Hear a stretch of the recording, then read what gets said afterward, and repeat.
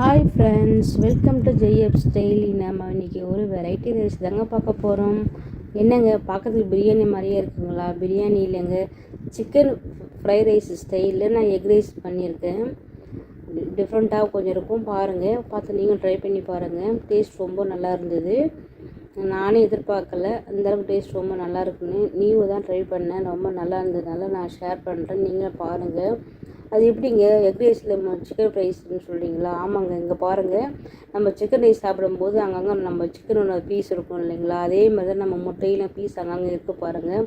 அது நல்லா குண்டு குண்டாக இருக்கும், பார்க்குறதுக்கு நல்லா பீஸ் மாதிரியே இருக்கும், சாப்பிட்ற அவ்வளோ நல்லா டேஸ்ட்டாக இருக்கும். வாங்க நம்ம அதை எப்படி செய்யுதுன்னு பார்க்கலாம். கண்டிப்பாக நீங்கள் ட்ரை பண்ணி பாருங்கள். இந்த வீடியோ பிடிச்சிருந்தா இன்னும் மறக்காமல் ஒரு லைக்கை கொடுத்துட்டு பாருங்கள். வாங்க வீடியோக்குள்ளே போகலாம்.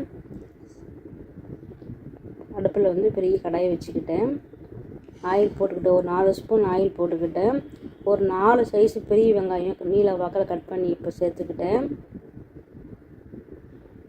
நல்லா வதங்கட்டும். இந்த டிஷ்ஷுக்கு வந்து வெங்காயம் நிறைய போடணும். நல்லா வதங்கட்டும். இப்போ வாங்க நம்ம வந்து கொஞ்சம் கருவேப்பிலை சேர்த்துக்கலாம். கூடவே வந்து க்ரீன் சில்லி நீல வாக்கில் கட் பண்ணி வச்சுக்கிறேன், ஒரு 3 அது சேர்த்துக்கிறேன். இப்போது நல்லா வதங்கட்டும். டேஸ்ட் வந்து டிஃப்ரெண்ட்டாக இருந்தது, ஸ்டைலில் நல்லா இருந்தது. ஆனால் செஞ்ச உடனே சாப்பிடாம ஒரு 10 நிமிஷம் கழித்து சாப்பிடுங்க, டேஸ்ட் ரொம்ப நல்லாயிருக்கும். அதுக்கு முன்னாடியே சாதம் வந்து நல்லா வடித்து பல ஆற வச்சுருக்கிறேன். இப்போ வாங்க வெங்காயம் நல்லா வதங்கிச்சா பார்க்கலாம். வதங்குது, இப்போ தான் வதங்குது. வெங்காயம் நல்லா வதங்குது. குயிக்காக வதங்கிறதுக்காக நான் 1 ஸ்பூன் வந்து சால்ட்டு சேர்த்துக்கிட்டேன். டிஷ்ஷுக்கு தேவையான அளவு இப்போ நான் சேர்த்துக்கிட்டேன். இப்போ வாங்க நம்ம ஃப்ளேவருக்காக ஒரே ஒரு தக்காளியை கட் பண்ணி போட்டுக்கலாம். அதுவும் நீல வகையில் கட் பண்ணிக்குவோங்க. இப்போ தான் எனக்கு அது வந்து கொஞ்சம் கரையாமல் கரைஞ்சி இல்லாமல் மாதிரி இருக்கும். அப்படி நம்ம ஃப்ளேவருக்காக தானே போடுறோம், அதனால தான். 1 ஸ்பூன் வந்து இஞ்சி பூண்டு ரஃப்பாக அரைச்சி வச்சுருக்கேன், அதை சேர்த்துக்கிட்டேன். நைஸாக அரைக்காமல் ரொம்ப நல்லாயிருக்கும் இது ரைஸ். அது மாதிரி போட்டுக்கிட்டிங்கன்னா இப்போ வாங்க எல்லாமே நம்ம வதக்கிக்கலாம். வெங்காயம், தக்காளி, இஞ்சி பூண்டு, பச்சை மிளகாய், கருவேப்பிலை இதெல்லாம் நல்லா ஓரளவுக்கு நல்லா வதங்கிடுச்சு. எண்ணெய் நல்லா பிரிஞ்சு வந்துட்டுருக்கு. இந்த ஸ்டேஜில் வந்து நம்ம மசாலாவில் ஸ்பைசஸ் சேர்க்க போகிறோம், என்னென்னு பார்த்துக்கலாமாங்க. சிக்கன் மசாலா, பெப்பர் வறுத்தது, சீரகப்பொடி வறுத்தது, ரெட் சில்லி பவுடர் 1/2 ஸ்பூன் போட்டிருக்கேன். இதுதான் இந்த முக்கியமான தேவையான இந்த மசாலா பொருட்கள். சிக்கன் மசாலா எதுக்கு போடுறோன்னா டேஸ்ட் வந்து சிக்கன் ஃப்ரைஸ் மாதிரி ரொம்ப நல்லாயிருக்கும்.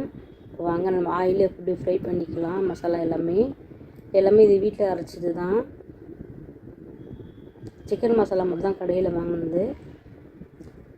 எல்லா மசாலாவும் நம்ம ஆயிலே போட்டு ஃப்ரை பண்ணால் நல்லா நம்மளுக்கு வந்து அந்த ரைஸ் மேலே வந்து நல்லா ஒரு கலரை கொடுக்கும், டேஸ்ட்டும் ரொம்ப நல்லாயிருக்கும். இந்த ஸ்பைசி எல்லாமே ஆயிலில் ஃப்ரை ஆகுறதுனால நல்லா வதங்கிச்சு பாருங்கள். நல்லா கலராக இருக்குது பாருங்கள், பார்க்கவே செம்ம டேஸ்ட்டாக இருக்கும் பார்க்கவே. இப்போ வாங்க நான் ஒரு 4 முட்டையை உடச்சி ஒரு பாத்திரம் எடுத்து வச்சுருக்கிறேன். இப்போ வாங்க நம்ம வந்து இதில் நம்ம எப்படி சேர்க்க போகிறோம். அப்படியே ஊற்றி கலர்னா பீஸ் ஆகிடும் இல்லையா. நான் சொன்னேன் சிக்கன் பீஸ் மாதிரி வரணும் அப்படின்னா இது மாதிரி இந்த மசாலா கொஞ்சம் ஓரமாக ஒதுக்கி வச்சுட்டு சென்டர் இடம் இருக்கும் இல்லையா, ஸ்பேஸ் காலியாக இருக்கும்போது அதில் வந்து நம்ம அந்த முட்டையை ஊற்றிடலாம். இந்த மெத்தட் நீங்கள் செஞ்சிங்கன்னா முட்டை வந்து உடையாமல் சிக்கன் பீஸ் மாதிரி அங்கங்கே இருக்கும். ரொம்ப நல்லா இருந்தது ஃப்ரெண்ட்ஸ், கண்டிப்பாக ட்ரை பண்ணி பாருங்கள். இப்போ வாங்க முட்டை நான் சென்டரை ஊற்றியாச்சு. அதுக்கு மேலே அந்த மசாலா இருக்குது இல்லையா, அந்த மசாலாவை லைட்டாக தள்ளி விடுங்க. மேலே தள்ளி விட்டுட்டு கிண்டக்கூடாது, அப்படியே நெசை விட்டுடுங்க. ஒரு 2-3 நிமிஷம் அப்படியே கை விடாமல் நீங்கள் அப்படியே கிட்ட போகாதீங்க. அழகாக வந்து ஒரு கோட்டிங் மாதிரி வரும், ஓரளவு ஆஃப் பாயில் வரும். லைட்டாக வந்து ஓரம் வந்து தள்ளி விடுங்க. எதுக்குன்னா நம்மளுக்கு அடி பிடிக்காமல் இருக்கிறதுக்காக லேசாக தள்ளி விடுங்க. ஏன்னா நம்ம உடஞ்சினா வந்து உதிரி ஆகிடும் இல்லையா, முட்டை பீஸ் உடையாமல் இருக்கும். அப்படியே கொஞ்சம் நேரம் வெயிட் பண்ணுங்கள். திரும்ப லைட்டாக திருப்பிட்டு போங்க.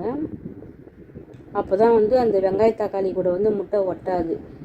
தனித்தனியாக வேணும், எனக்கு நல்லாவே தெரியும். நம்ம உடச்சி ஊற்றி கிளறுனா நம்ம முட்டை மேலே கோட்டிங் ஆகிட்டு எல்லாம் நம்ம பல உதிரி ஆகிடும், நம்ம அந்த பீஸ் நம்மளுக்கு கிடைக்காது. அதனால தான் இது மாதிரி பண்ணி இங்கே பாருங்கள். இதேமாதிரி லைட்டாக நம்ம திருப்பி விட்டோம்னா இந்த மாதிரி குண்டாக பீஸ் மாதிரி நம்மளுக்கு எக் பீஸ் கிடச்சிடும். பார்க்கறதுக்கு நம்ம சிக்கன் பீஸ் மாதிரியே இருக்கும்.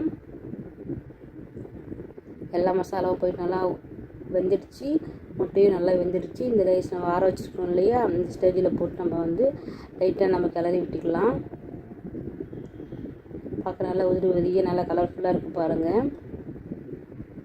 நான் வந்து இந்த முட்டை தொக்கை வந்து கொஞ்சம் எடுத்து வச்சுக்கிட்டேன். நீங்கள் பார்த்துருப்பீங்க ஸ்டார்டிங்கில்.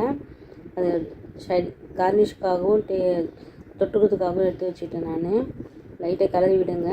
கலர் தான் வந்து சாதம் வந்து கலர் மாறும். இப்போ பாருங்கள், அந்த முட்டை உடையாமல் இருக்குது பாருங்கள் பீஸு.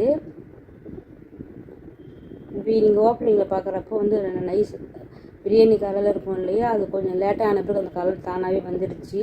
இப்போ நம்ம கிளறும்போது இந்த கலர் தான் இருக்கும். அதுவும் செஞ்சு ஒரு 10 நிமிஷம் பொறுத்து சாப்பிட்டிங்கன்னா எல்லா மசாலாவும் அந்த சாதத்தில் அந்த ஊறி நல்லா சாப்பிட்றோம், ரொம்ப டேஸ்ட்டாக இருக்கும்.